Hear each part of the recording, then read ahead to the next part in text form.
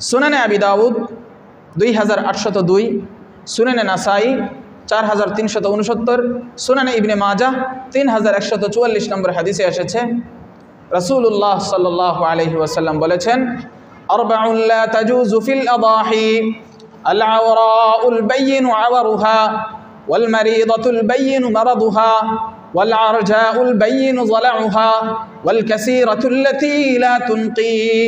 নবীজি বলেছেন 4 ধরনের পশু দ্বারা কুরবানি করা যাবে না, কুরবানি করা জায়েজ নয়।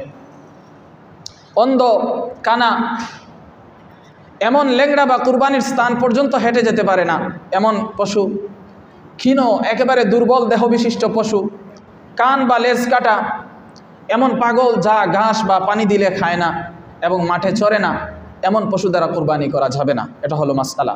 তো হাদিসে যেটা আসছে যে 4 প্রকারের পশু দ্বারা কুরবানি করা জায়েজ নয়।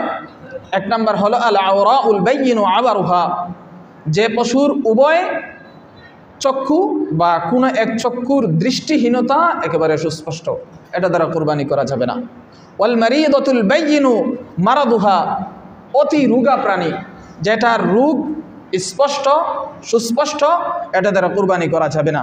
ওয়াল আরজাউল বাইয়িনু যালাউহা, যে পশু ল্যাংড়া হওয়া একেবারে সুস্পষ্ট, হুড়া সুস্পষ্ট, সেটা দ্বারা কুরবানি করা যাবে না।